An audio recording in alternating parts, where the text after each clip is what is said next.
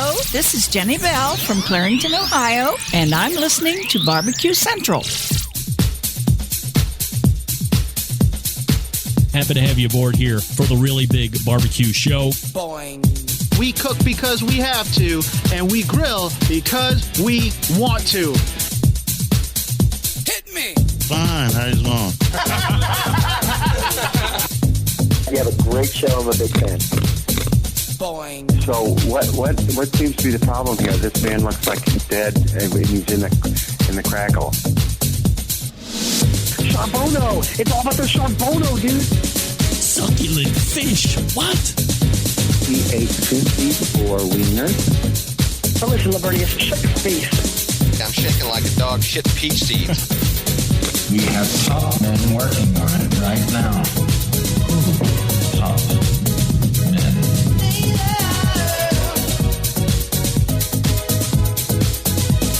Welcome to the second hour, everybody. Happy to have you aboard here on the Barbecue Central Show. We are a show that talks about all things that are important to the world of barbecue grilling, a.k.a. your Tuesday evening's live fire fun and frivolity show. Boing. Here's Ant. I'm going to get a large glass of ice to crunch during this segment. Good for you. People think that's not a real sound, but like that's Mo chomping ice right there. This is real. That's him on the show. The 1 second of clean ice chomp that I got out of that whole interview.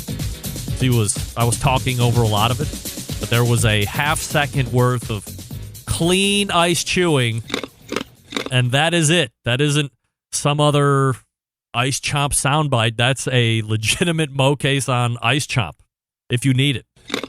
And I'm playing that with peace and love. Peace and love. Peace and love. love. No offense, of course. When we say no offense, but I will offend. But that is not anything other than really Mo Cason chewing ice on the show when he was doing, when he was eating. Right? Right. A break. I didn't have a problem with it. A lot of people had a problem with it. Ant S might have had a problem with it. I didn't take this out of my ear. It's got very tiny plugs. And we'll put it back in its case. And away it will go. And then I'll have to send away to 64 Audio and go to the audiologist to get a brand new mold made. The freaking doctor costing me more money than he even knew that he was costing me. I even asked him this time around. I said, hey, are you really going to F with the structure of my ear? Because then I'm going to have to go ahead and get a new earpiece again. These things aren't cheap.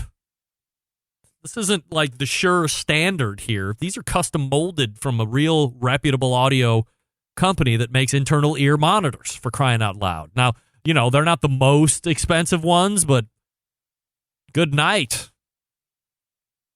Anyway, still to come on this show this evening, Jess Pryles, hardcorecarnivore.com. Don't forget, you can follow me socially at BBQ Central Show on Instagram, Twitter, TikTok, and Snapchat /BBQ Central Show on Facebook and Twitch for a live video feed. Also, /RD Rempe on the tubes for a live video feed as well. Coming up this Friday on the best moments of the Barbecue Central Show in 10 minutes or less. Episode 173, taking you back to April 23rd, 2013, being featured this coming Friday is none other than Robin Lindar's Grill Girl, grillgirl.com. At this specific point in time, Robin was caught up in some kind of Huffington Post controversy when some other female took issue with Robin on some of the terms that she was using and took the time to call her out in a Huffington Post piece. We break it all down. Now, I listened back to the best of today as I was writing the promo for this. And I have to say, at points in this particular interview, I'm not overly happy with some words that I use, some phrasing that I might have used. I might have did a generalization of fat talk. I'm, 8 years ago. And I'm not too into that for me now. That you probably wouldn't find me doing that anymore. But, we continue to evolve as humans. We try to be better people every day. At least I try to be better every day. Whether you're trying or not, that I guess doesn't matter. But I'm trying. So if you ever run into me, know that if you find me to be a little bit put-offish or ebullient or egotistical or self-centered, I'm going to try and be better the next time you see me. I'll try and be gregarious and friendly, empathetic. Words that I'm talking to my therapist about being better at. So don't judge me too harshly. Don't forget, if you want to hear a guest or a segment that has already taken place on this show in the past, you can do a long-distance request and dedication to executive producer of the Best Moments Show, John Solberg. You can email him, JON, at thebbqcentralshow.com. By the way, if you like his voice, you can hire him to do voiceovers now. I would get in contact with him and say, John, I love your dulcet tones. I'm starting a podcast, or I need a TV commercial run because I'm a station manager at XYZ terrestrial radio station. We like that, David Lee, but we need somebody a little less amped, a little bit more everyday ham and egger. John's your guy. He's got all the equipment, professional sounding gear. He's got a professional studio. Outside of that, and here's what I think the biggest win. If you're thinking about contacting John to help with your podcast, if you don't like the editing portion of it, I know who does. He's a master at post. Editing, post-production, enhancements, making you sound better than maybe you actually sound. That's what you should be paying for. Pay to get your time back. Pay good money to John to have him take his time so you get your time back. You want to talk about when you should pay for things? Well, how much time do you want to save? How much time do you want back in your day? Do you want to spend 2-3 hours dicking around editing a podcast, raw file? Or do you want to offload that to a professional like John? I would say give it to John. Just my 2 cents. I know this because he does things like this for me. So if I would trust him with my sound and my quality and my level of professionalism, he's going to go way over the top for you. Don't you worry about it. And if you don't like it, come and see me. And I'll call you a liar and send you on your way. Email feedback from the past few weeks. Tim in Idaho writes in, Greg, your Harry Carey impression is not... Andrew, you are not the father. Your Harry Carey impression is not very good. It helped the horse content not seem so weird, but the impression, yeah, not so great. Keep working on it. Keep working on it, Tim. Are you new to the show? I will have you know, Tim in Idaho. And where in Idaho? I don't know any other city besides Boise. It's not Boise, it's Boise. Like it's spelled. I've been lectured about that from area hinterland president John. There's no way.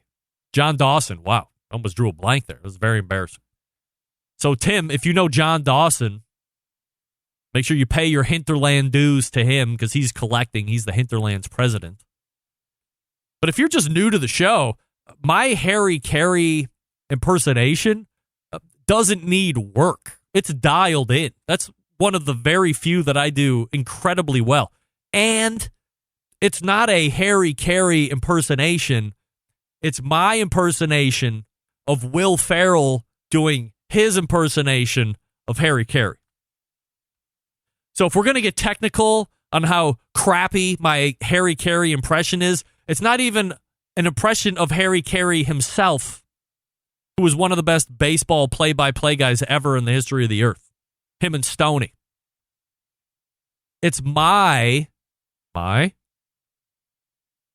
impersonation of Will Ferrell doing his impersonation of Harry Carey. Diane Mee is in this week. For now, Diane, I have a feeling you might vacate in 35 to 40 minutes. Also, cities in Iowa, Boise, Idaho, Twin Falls, Pocatello, or is it Pocatello? I don't know. Sun Valley, Sandpoint, never heard of them. Boise is the one that I have heard of. Also, I think there's a college in Idaho called Rick's College. That's like the JUCO to BYU. My buddy went there. A lot of Mormons. I think 99% of the student body at Rick's is Mormon. But in order to get into, like, when you can't, it's like Ohio State here in Cleveland or here in Ohio. Believe it or not, it's ridiculously hard, like Ivy League hard as a senior in high school to graduate out and then get admitted onto main campus down in Columbus into Ohio State, Maine.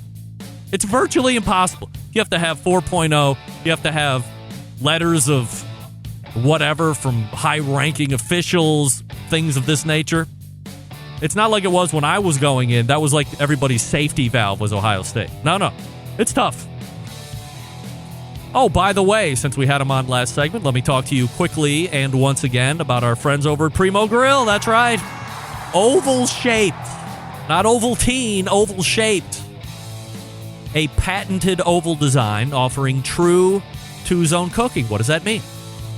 Well, you have your coals on the right side of the oval. You have nothing on the left side of the oval. You have your meat above the non-coal side to do a, let's say, reverse sear or do it a little bit slower. And then, at that magical moment, you move that meat from the non-heat side to the heat side where the coals are. That's two-zone cooking, and you can do that with Primo. Some of the other ceramic cookers will say they can do that, but they're round. You can't really do that with a round one. By the way, if you're looking at this Primo oval cooker and your mind is going, what the F? I can't get over it. I need a Primo round cooker. They got one too. I would suggest getting over yourself and getting the oval cooker. But if you can't get over it, they have a round one. Why not? They have a ceramic gas grill, if you can believe it. That's like next level stuff. You want to take that outdoor kitchen to the next level? Get the Primo gas grill ceramic cooker. Insane. As Nick talked about last segment, they have the new easy lift hinge for the grill head. So it's going from a 35-pound lift to an 8-pound lift.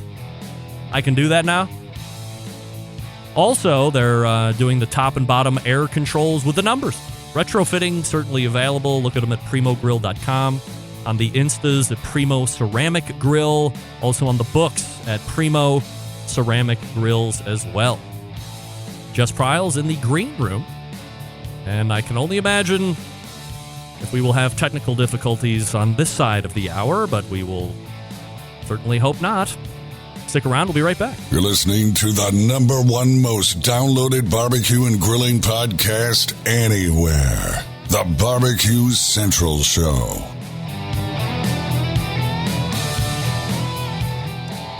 Howard Stern, Jim Rome, Dan Patrick, and Greg Rempe. The Mountain Rushmore of talk show entertainment. Now, let's get back to the Barbecue Central Show. Hey, this portion of the show being brought to you by Pit Barrel Cooker. The most unbelievable outdoor cooking device on the planet, currently available in 2 sizes with a host of accessories to complete your pit barrel cooking experience. Whether you are a beginner or a professional or somebody in between, definitely a cooker you want to add to the arsenal, visit pitbarrelcooker.com and tell them the Barbecue Central Show sent you. My guest in the second hour, CEO of the Hardcore Carnivore brand of products, also a spokesperson for a number of high-level brands. She's a book author, internet sensation as well. You find her making quarterly appearances on this show for the balance of 2021, and she is also a Barbecue Central Show guest Hall of Famer. We race the hotline and welcome back friend of the show, Jess Pryles. Hey, Jess. Hi. You made me really paranoid that we're going to have technical difficulties now. Well, you know, of me, like if it happens one time an hour and a half ago, I'm just immediately sprinkling it all over guests because, you know, that's just my mania. Nevertheless, Happy to have you That's here. great. Happy to have you here. Nice to be here. Yeah, and I appreciate you stepping up for the quarterly appearances through the duration. By the way, 2021 rapidly coming to a close, if you can believe it. Isn't that crazy? It Yes. really, what a year. What a great year it was. Yes, it's a oh my God. Anyway, look. First of all, happy belated birthday last week. Thank you. What is the most important thing you have learned in your years of life? Gosh, wow. How do you sum it up? To really, confound people with your accent, maybe, and just always have them talking. I don't know, Greg, let's be honest. It's probably something profound like go back and tell your younger you in your 20s to trust your gut and not take no for an answer. And then it's also like if someone was really smart, they'd invent an antacid for the barbecue community. Like maybe that's something that I've learned. I don't know. All right, fair enough. Is that good? Did that work for you? I don't know if there's a right or wrong answer. I mean, you've lived however many years of life on this earth. You've gained Decades. life experience. I didn't know if there was just like one thing that pops out. I'm paid to ask the tough questions and not the bullshit softballs. I mean, I'll sprinkle some softballs in, but why not ask something that makes people think and go, hey, I wonder how I would answer that question. Yeah, that's fair enough. I feel like I'm geared up for the death row meal and who would you invite to the, anyone living or dead to the food conversation kind of deal. But the rest of it's a little bit of a mystery. Yeah, so I bought these things a while back. I've never used them. Pod decks.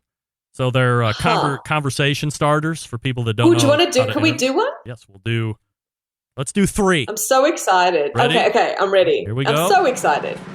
Let's. If you can instantly become one, what would you be an expert in? Sarcasm? What's the one bad habit you're trying to get rid of? Sarcasm? Sugar. Sugary sarcasm. What are you currently curious about? I paid money for these, by the way. These are terrible, aren't they? I'm currently curious about, I don't know, I guess I've been researching marination uptake rates in various meats. Wow. How about that? All right, and here's another deck. We'll just try these for fun. It's called What the Heck? Wait, you bought 2? I have 4, but we're not going through that. It'll take up the whole thing. This is called What the Heck? Okay. Jess, which body part did you wish you... Wait. Which body part do you wish you could detach and why? Probably my head, because just my brains keep it so heavy and cumbersome. Jess, how many chickens would it take to kill an elephant? I'm not kidding. It says it right there. How many chickens? 1. Why 1? Because if it eats it wrong, it'll choke and die. And that's all it takes. All right. If it obstructs its airways, it can kill it. Yes, if you can't breathe and you don't remedy that situation quickly, you will die. You're right. You will. All right. Well, there you go. That's Pod Deck. Pod Deck, please send thanks, me everyone. some kind of... Really enjoyed being here. Send Jess and I some money for that unsolicited plug. I don't usually do that. Before we talk about... go ahead. I wanted to tell you something cool that I saw on my end, because I know that you posted on Instagram yesterday a question sticker for anyone who had a question for me. Yep. And you phrased it, does anyone have any serious questions for Jess Pryles? Yes. And several people reached out to me because I obviously reposted you to try and solicit said questions.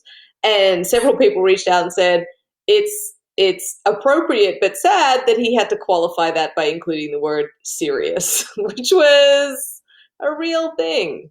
Yeah, well, I mean, I like to think that I pay attention to people that I follow and hear some things that they go through. So why not? Look, we're going to get real heavy here just for a second. Okay. I think a lot of things in life, I think everything in life, if it's going well or if it's going bad, it can boilerplate down to this one thing: missed expectations. Think about your personal life. You're having an issue with a significant other. Think about your work life. You're having an issue with a customer or a coworker. What does it really come back to? The person that you are in conflict with doesn't have the same expectation that you have, or you or they have set an expectation that wasn't met. What can only come of that? Conflict, bad feelings, issues, you name it. So obviously the fix to all this, as I had posted on Facebook maybe a week or two ago, was want to be happy, have zero expectations from everyone. Have zero. Live your life with zero expectations. You can't ever be disappointed. And even in the most mediocre scenarios, you're like, hey, pretty effing good. Because you have no expectations. But when you have an expectation, it's not done the way you would do it, or somebody's yelling at you because it's not the way they would have. Now we have an issue. So I think in the end, I'm with that post, and in a long way to get there, setting the right expectation. Don't come at me with, is Jess single? Can I marry her? Where does she live? Give me serious questions. Let's cut the BS right from Jump Street. And if you have a real question, I will take it. And if we have time, I'll run it back. Did you get any good questions? I did. Oh, good. I did. Absolutely. Success. Yeah. So if we have enough time, we'll get to those. If not, you people try again next quarter. Before we talk about some hardcore carnivore business items and some other grill talk and whatnot, I think the last time you were on, we had mentioned that you had just begun the curriculum for the meat science program over at Iowa. Freshman. State. Yes, you were frosh back then. Are you a soph now? No. Oh, yeah, I guess so. This is technically the second year. Yeah. All right. So what's new with meat education? And I put on all that weight. Isn't that what you're Freshman 15, yes. But usually that's via keg stands and pizza at 2 in the morning. I mean, who's to say that didn't happen? I am not here to say anything. I'm just telling you what I know. Right. Yeah, second semester down, but second year, it's confusing, at Iowa State University doing their, in their meat science department, doing a graduate certificate in meat science. Yep. So I had to apply like a college application. I had to get special exemptions for not having scientific prerequisites and prove that I could do it. So it was quite a whole thing to get in, but it has been so awesome. It was the first time I ever wanted to go back to school. You know, even when I had a degree already, but that was one of those like everyone expects me to get a degree kind of thing, but I don't really know what I want to do. And this was like, oh, I really want to, and I think it'll be great. And it has been great. And I've learned so much, and I love my professors, and I thought I knew a lot, and now so much more has opened up already. It's crazy. It's crazy. It's so fascinating. Like my husband was standing, it's kind of gross too. My husband was standing in the kitchen the other day and his arm was twitching. And I'm like, I know what causes that. Because we had to study all the way down into like contraction to understand the conversion of muscle to meat. So yeah, it was pretty neat. Are you finding with your experience prior to getting into the program here that you knew more than you thought you knew, or what? It made me realize that I knew really fragmented pieces of information. So because I had picked them up so haphazardly through things that I'd read or courses, like short courses that I'd attended, or just speaking to folks who I know in meat science, I picked up bits and pieces, but I wasn't really sure how to connect them together. And you really do need, it's opened my eyes up to this bigger understanding. I find it, I wanted to do this to be able to simplify more and share more information with people, but it's funny because the deeper you go and the more you learn, it becomes harder to simplify because it's like, well, that's kind of true, but you're also oversimplifying it just to get this like kind of neat message out. So it's fascinating and I'm loving every minute of it. All right. When is potential graduation then for you? I have 2 more semesters after this. So, and one of them is kind of this big project. And to finish this semester, we're doing big literature reviews. So a lot of people don't necessarily know, but, you know, we've talked about this before. So, Greg, that a lot of people, especially on the internet, are like, here's what I say because I think it's my opinion. And you can't do that in science. You have to be like, I have an opinion, but here's the like multi-year project that I did to prove said opinion, and now it's been published in a recognized scientific journal. So I'm actually going through and doing a high literature review on anything that's been done on dry aging and critiquing and comparing the results, especially as it relates to those dry aging bags.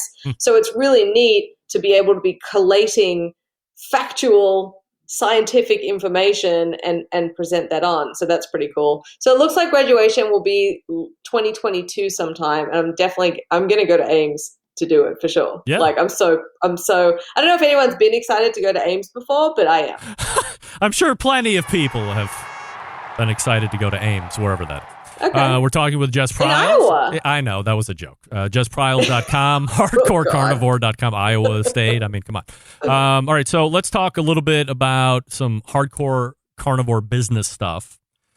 Okay. I was going to ask you about rubs and spices and stuff, but let's skip that for a second because there is a product that's out. I mean, it has been out, I guess, for a handful of weeks, maybe a month or so, maybe 2 months. Disposable cutting boards. Now, my entrance into disposable cutting boards was years ago, like maybe even when I had first kind of started getting into barbecue. So that would have been 2006, 2005. I got my Weber Smoky Mountain. I found virtualweberbullet.com, which helped me learn that smoker. And I met a whole bunch of people virtually. One of them was the pitmaster of Smoky Mountain Smokers, who was a pretty relevant competition team at the time. And aside from being good on the circuit, their big claim to fame was selling these disposable cutting boards to like every other pitmaster on the competition circuit.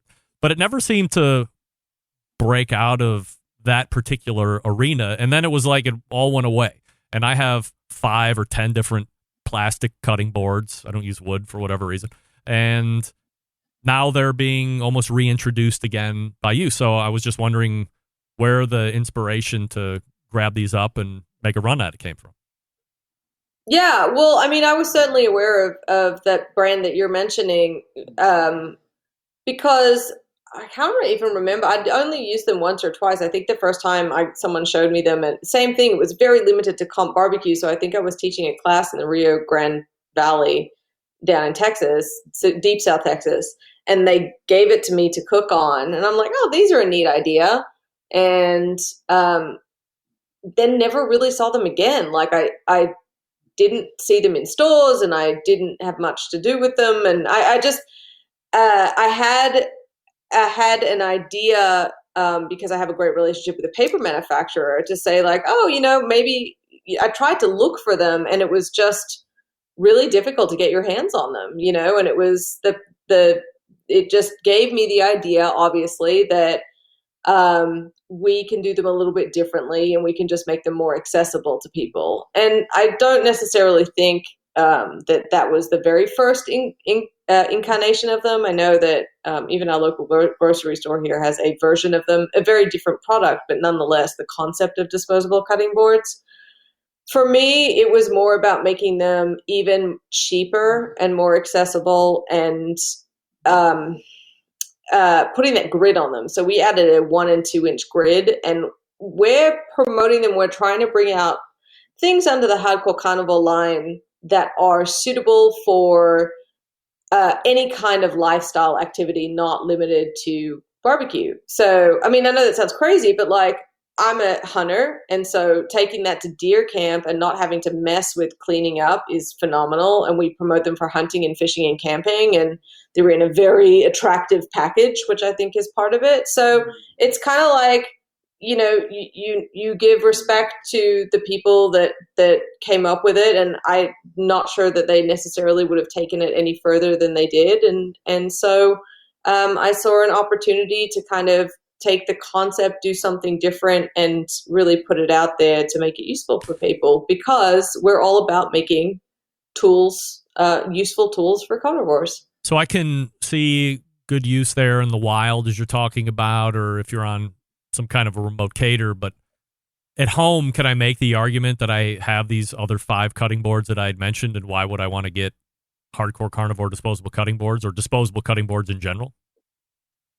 So I think that there's obviously something to be said for, I have wooden boards and plastic boards, and I still use them as well, but I do have a pack of these disposable boards open in my kitchen, and I'll use them for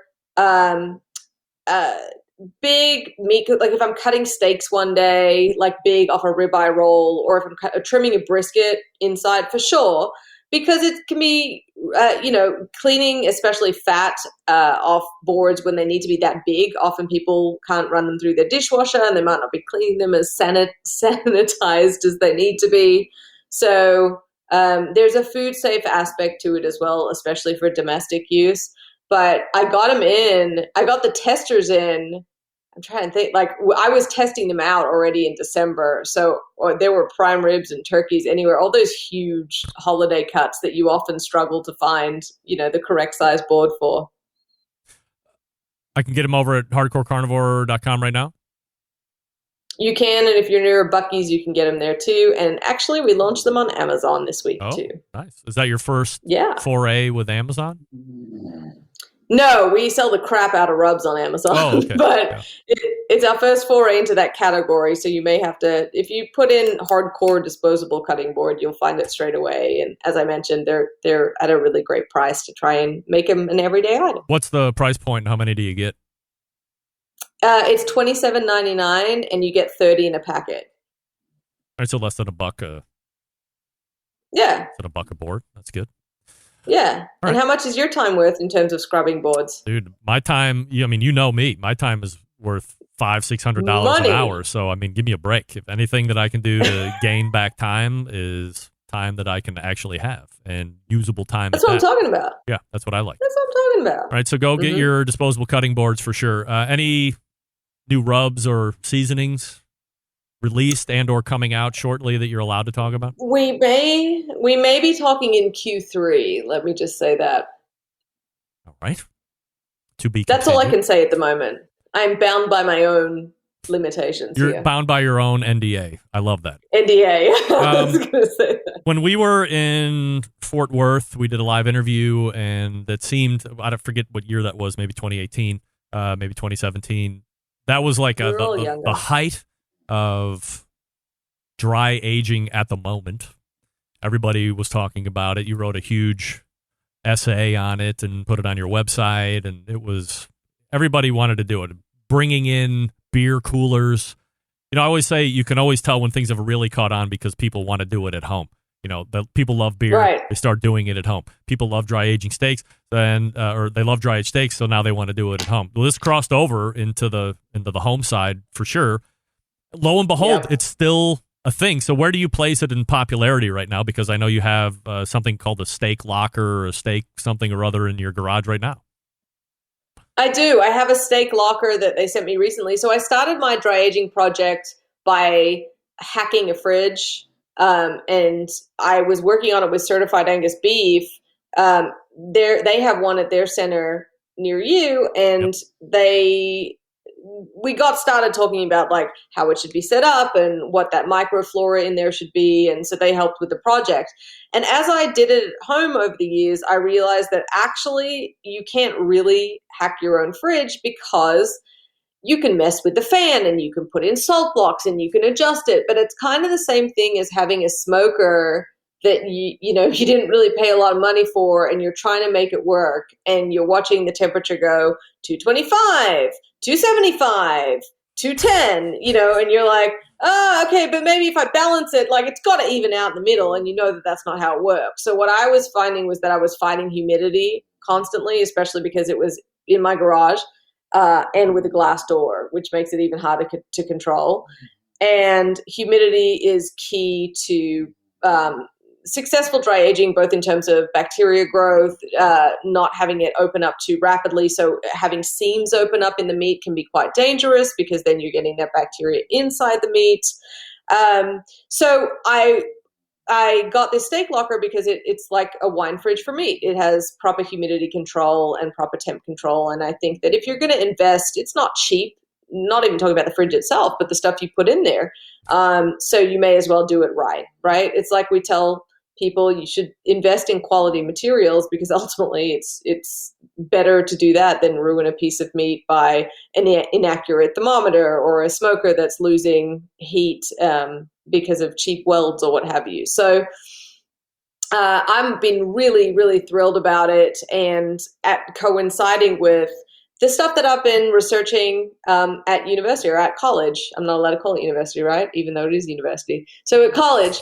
So a lot of these papers are really interesting because most of the research that's been done on dry aging, especially the bag research that a lot of those dry aging bag companies like to promote, like, look, we're legit.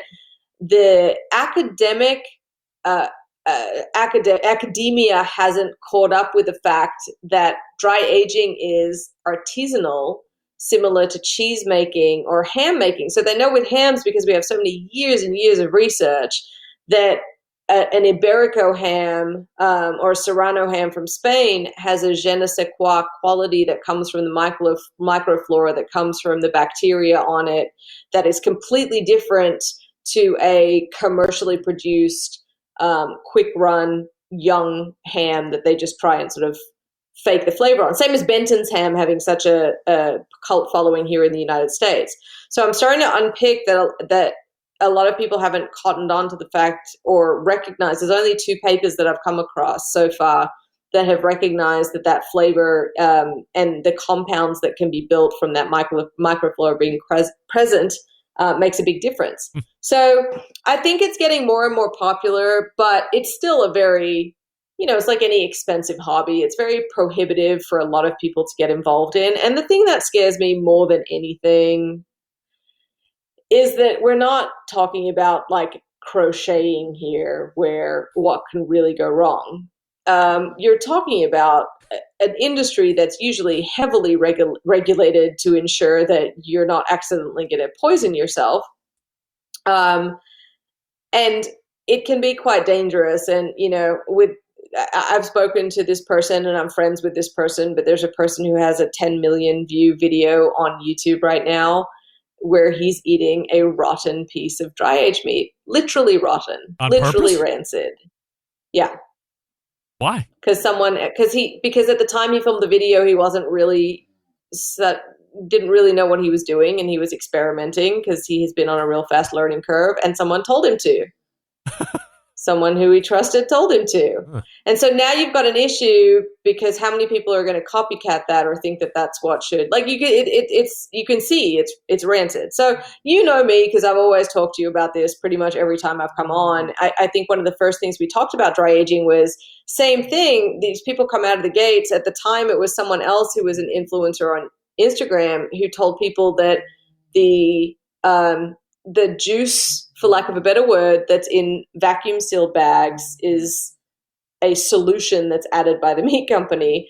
If you know anything at all about meat, it's called purge, and it's literally water from within the muscle mixed with myoglobin. It's completely natural and comes from within the meat itself. So I'm big.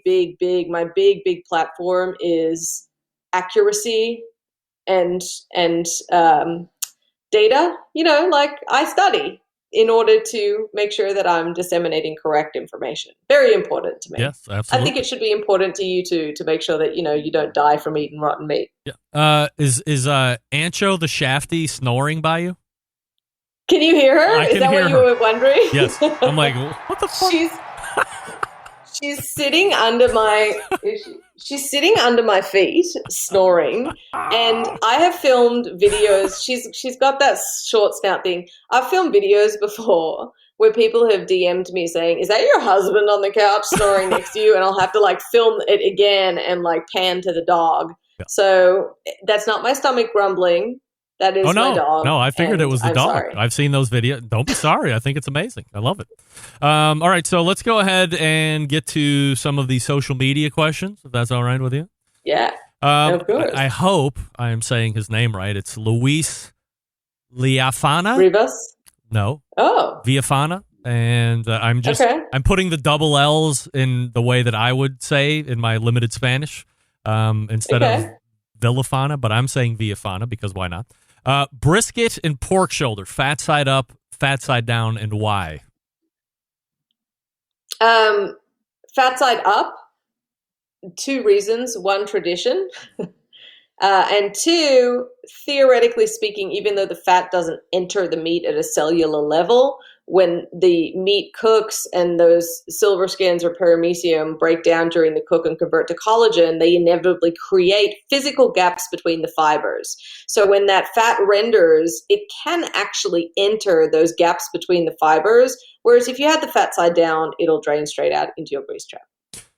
Is there any thought to the protection of the meat? Like you put the fat cap down if you're running a bullet style smoker, or if you have a pellet cooker, the fire pot is typically somewhere centered underneath that full packer if you're cooking that, or brisket flat if you're doing that. You buy into that? Absolutely. Yeah.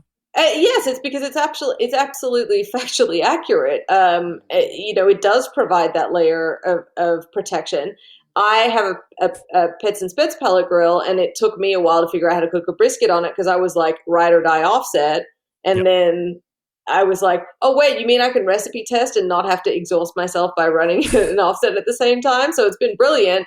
But I had to learn the hard way because, as you said, that fire pot, because it's indirect heat, but it's not indirect heat, right? It's actually just diffused heat. So I cremated the flat on my first few briskets until I figured that out. So in a situation like that, absolutely you can. You're talking a marginal increase of that fat on rendering down. If you're buying a good quality brisket, like a prime brisket anyway, that has a lot of intramuscular marbling, it'll be built in. Thank you for writing in, Luis. Next question coming in from JS00. Could you please ask Jess what style blade she recommends for breaking down larger cuts of beef and or pork?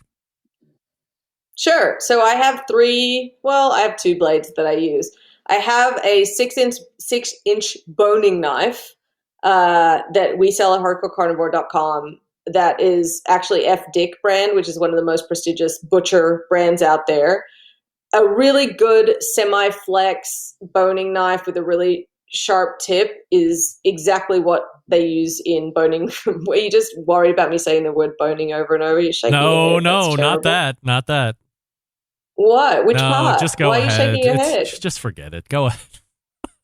What have you done? Is it I haven't done anything. No. It's fine. Go ahead. Okay.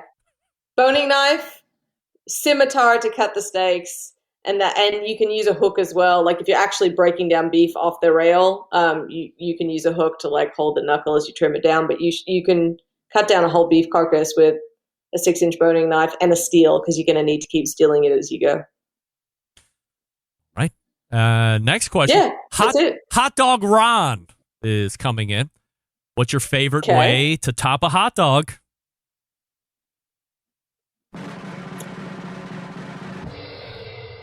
Pausing. I can see. Mustard and ketchup? Yes, all right. Is that bad? Very American. I did make a jalapeno relish one time that was pretty good that I would use on that. I didn't see this taking this left-hand turn, but I'm just wondering how isolated I am. You a raw onion gal? Yeah. Really? For sure. Yeah, my husband hates onions. What? He hates onions. Really? Yeah. I have bad news for you. Onions. It's time to divorce that guy because I'm going to marry him. Onions are the worst. The worst. I didn't think anybody else hated onions besides me. Oh, well. Cucumbers, watermelon. He's a real fussy eater, considering. Really? I know. Yep. Look, I have no problem with tomatoes. But every other thing that you just mentioned, I think is the devil's food. I think I have a kindred spirit with your husband. Oh, I can't believe it. I went through weeks of persecution, being called an anti-onionite, and Sam, the cooking guy, now mentions me in his videos for not liking onions. He calls me out by name. I'm getting virtually lambasted over here. Not even cooked? No. I mean... Are you serious? Look, they're a building block of flavor. If I came to your house and you put raw onion in front of me, I would not feature it. Well, that's different. I would be polite, and I would not feature it. A cooked onion, like grilled onion, or heavily browned, caramelized, under protest, because I don't want to be that rude. But other than that, I mean, what about I can leave. I can see no instance where onion makes anything better at all. Here's the argument I made on the last embedded correspondence site. and I'm sure your husband would agree with me. How can anybody have so much love for whatever the hell that is, vegetable, root, whatever? It physically makes you cry when you prepare that thing. If you stuck your hands in your eyes, no, you would have to put hot sauce in your eyeballs. If you're cutting an onion, it makes you cry.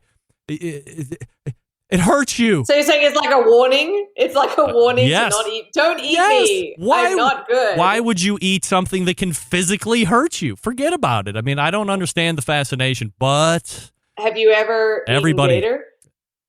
Alligator? Yeah. Yes. Pretty sure that can physically hurt you. No, you know what I'm talking about, saying. Of course. I wouldn't catch the gator. I would just hope that whoever's serving it to me is serving me gator. I have to take their word for it. Horses can also kick you and cause some serious damage, and you'd eat them. Look, I mean, these are horrible arguments. I hate to break the news to you, but I mean, I'm talking. I like onions. And not fine. You're the weirdo. Everybody except me and your husband love onions. Yeah. It's been proven to be time and time again that I am out of my mind when it comes to these things. But I was just wondering. Well, you guys can hang out and not eat onions together. Dude, it's going to be, I can't wait to partner up with this guy. So, all right, last question from, could be Michelle, like a man, because I think his icon was a man. Michelle Caranan, I apologize.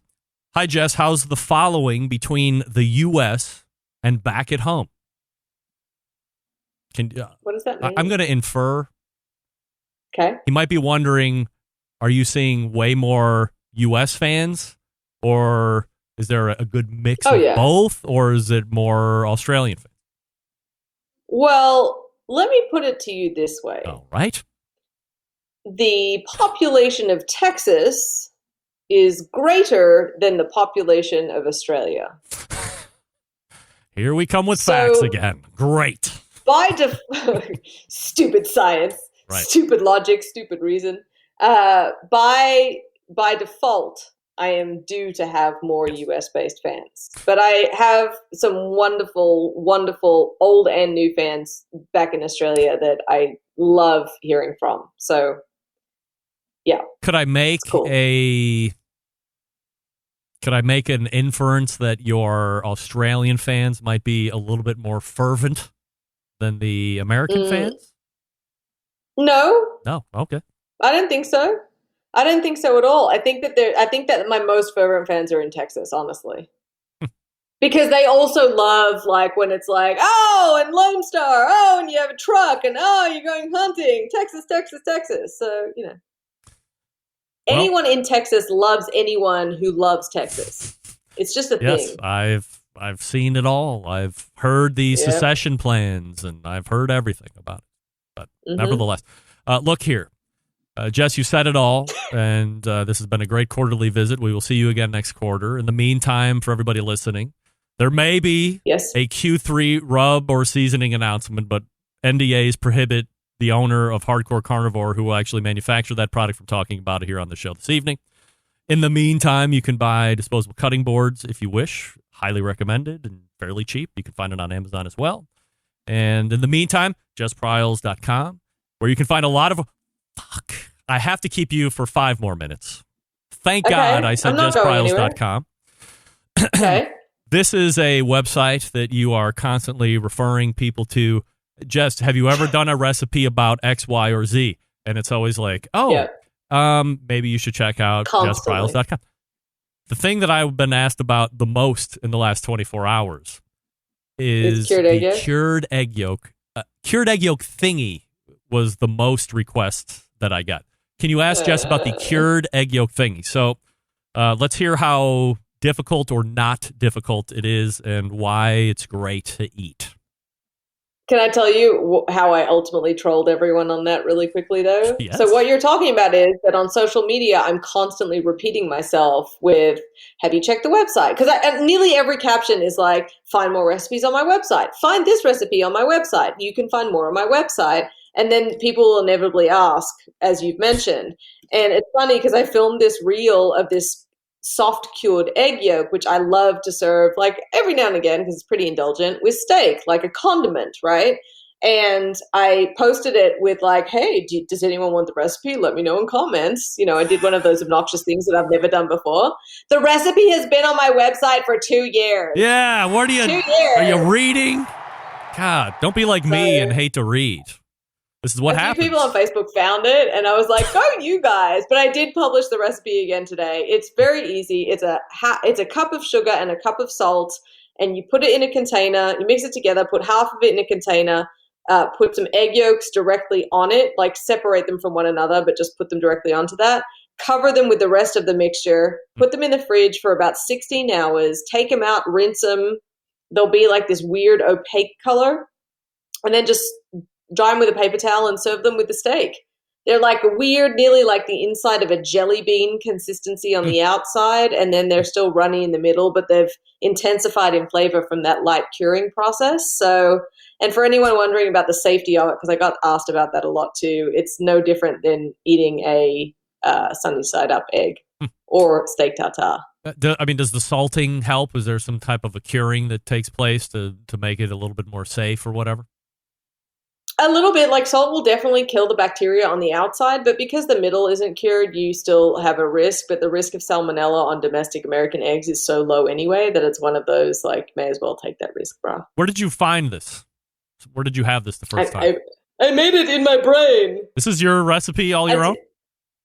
Yeah, so Wow. it is actually, because people were doing cured egg yolks and then doing what I mentioned and even more, curing them for 2 or 3 days and then putting them in an oven to dry out and then microplaning them over food like botarga. Yeah. Yeah, which is pretty intense. And I was like, hang on, why don't we stop at that soft, runny egg stage? Like everyone loves a ramen egg like that. Yeah. Most people like, the yolk porn. So I did that. Yay. Very nice. Thanks for asking, Greg. Yeah. Good for you. Yes, I'm glad I remembered because I know I can find all the recipes I love over at JessPryles.com, and they're probably all there, even the ones that I'm thinking about in my head and don't want to ask you about on social media in fear of getting yelled at on social media. Anyway, let's try this again. Buy the disposable cutting boards, of course, and you can go to JessPryles.com for recipes, HardcoreCarnivore.com for all the other products. And you can see Jess Pryles right here quarterly on the Barbecue Central Show. Jess, always appreciate the time. Thanks so much. You bet. Thank you. See you soon. All right, there she is, Jess Pryles right there from HardcoreCarnivore.com. And Jess Pryles. Look, I got to say, it certainly is no surprise that she came up with that, but I didn't know if... Sometimes people see stuff and then they put their own situation on it. No. Lance Owen, who thinks that stuff up? Jess Pryles thinks that stuff up. The eggs. Yeah, how about that? So give it a whirl. Don't stop at the...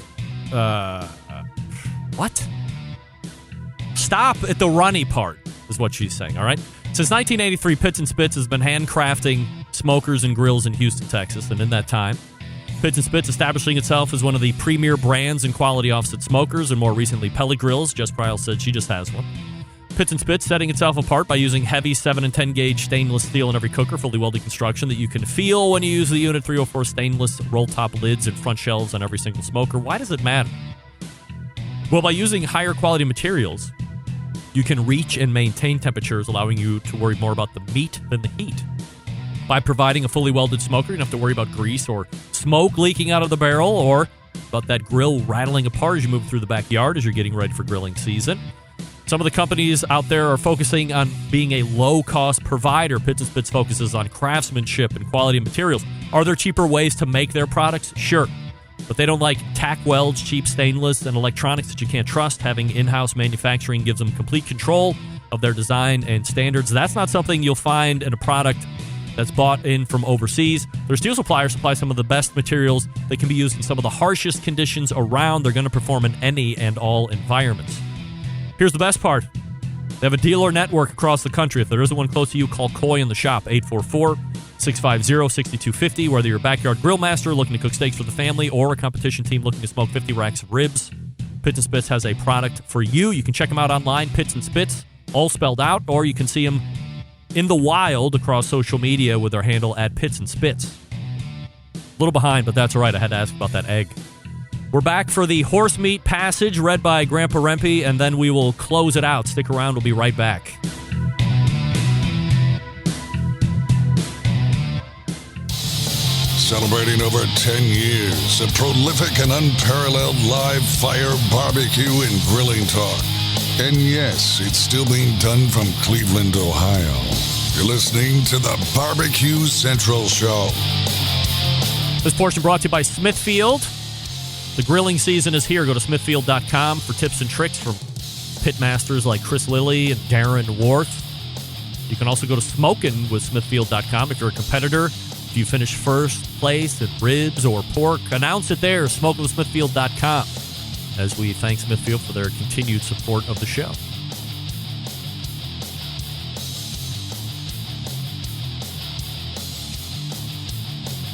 And now for the event you have all been waiting for this whole evening, the next passage of the Horse Meat for Human Consumption, authored by Leon Kenny, as read by yours truly, Grandpa Rempe. We got to get to our theme music. In the wrong folders here. Here we go. What was I using? Here we go. Yes! No Harry Carey tonight. That burned my throat for like 2 or 3 days. So Tim or Charlie in Idaho or whoever the hell you were, don't worry, I'm not doing it. I'm using my regular speaking voice, but it will be altered in a reader's way. If you recall last week, we talked about what this book is about. We talked about the run-up on why the book was being written and how you should look at a horse meat option. Again, this is back in 1952. Next topic in this passage, and remember, there's only 16 and 1/2 pages, so we only have 15 weeks to go, everybody. The passage tonight. How nutritious is horse meat? The average person, first considering horse meat as a dietary supplement, naturally wonders, how good is it? Or more simply and directly, is it fit to eat? True, the federal government inspects and certifies it for human consumption. But then there are tales current that horse meat causes skin rash, acidosis, and falling hair. No matter what you say, I have not had horse meat. No falling hair comments. This last is pure nonsense. There is no evidence that horse meat, eaten in moderation, has ever harmed anyone. In fact, on the contrary, all available evidence indicates that horse flesh is superior to beef, lamb, or even pork as human food. The U.S. Department of Agriculture not only finds it richer in vitamins, from 3 to 5% than beef, but that it also contains certain mineral ingredients absent in other meats. While a compositional analysis reveals that the protein content in horse meat is 7.8% greater than of regular beef. Moreover, which is the best way to start a sentence ever, moreover, the horse is the cleanest of domestic animals. Horses seldom have tuberculosis, never tapeworm, or try China. That's right. So concludes tonight's passage on the Barbecue Central show of Leon Kenny's great book, Processing, Cooking, and Buying Horse Meat for Human Consumption. If you're just tuning in, you missed me talk about how nutritious horse meat is. And as we just learned over those last few minutes, it is damn nutritious. And there's a lot of wives' tales going on out there, especially falling hair.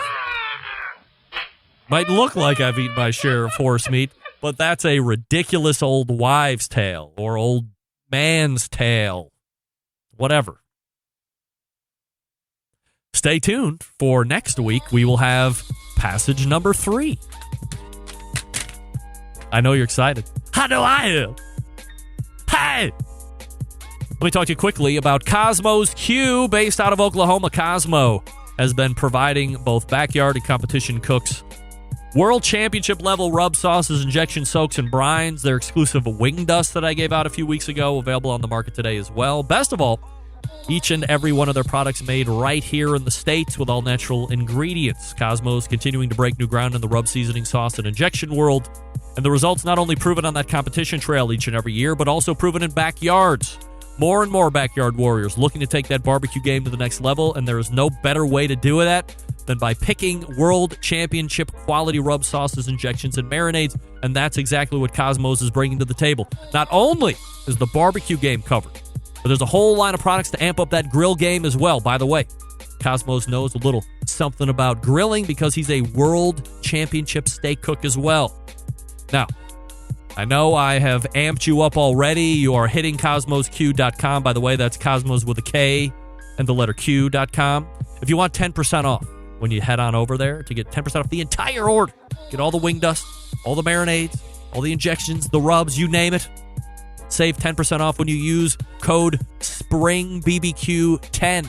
All one word. SPRINGBBQ10. 10 at the end. SPRINGBBQ10. And you can save 10% off all of your orders when using that code at cosmosq.com. That's Cosmos with a K, KOSMOS, the letter Q.com, and you use promo code SPRINGBBQ10 to get 10% off the entire order. And you're welcome, and I know a lot of you are taking advantage of it right now, so don't be left out in the cold. Grilling season is here. Even though it is getting ready to snow here in Cleveland overnight and for the balance of tomorrow, and thank God I'm going to Texas next week because I can't stand it. You might be a little warmer by saving 10%.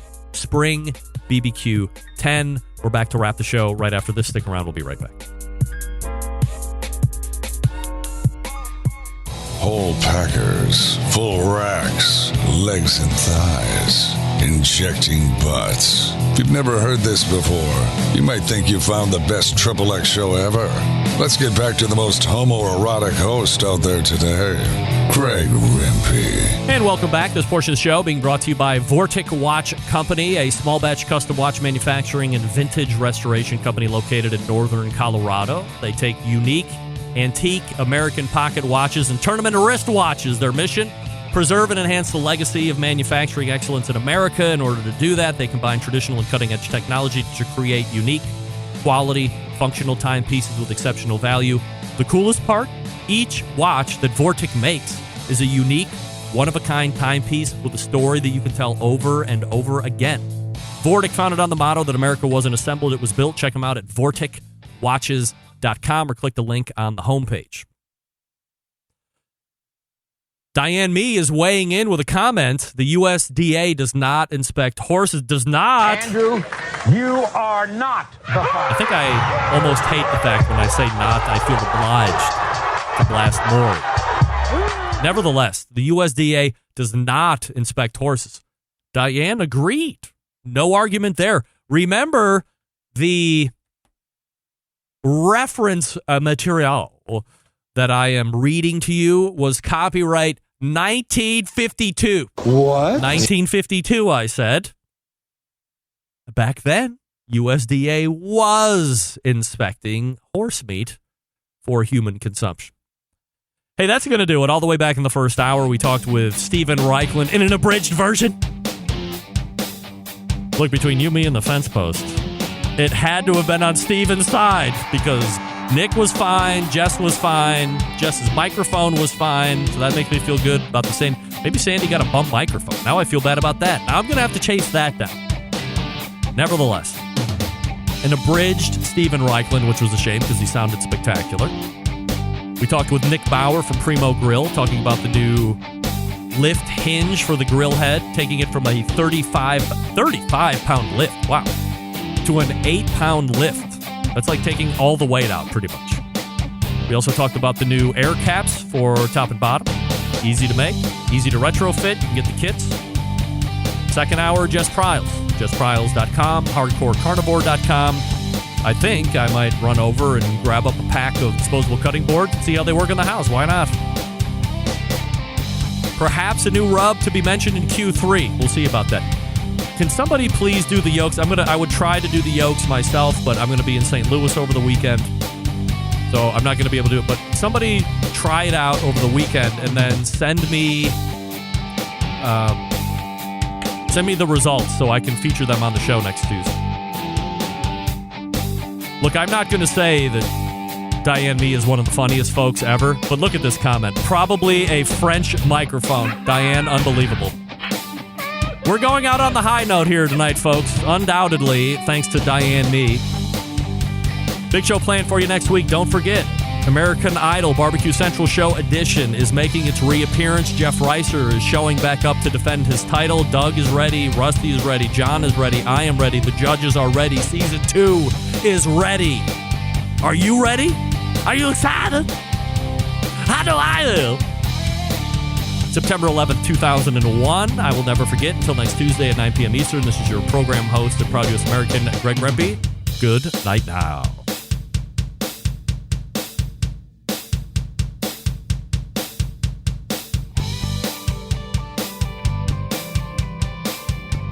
Hi, this is Briskedor, the barbecue wizard, and you're listening to the BBQ Central Show.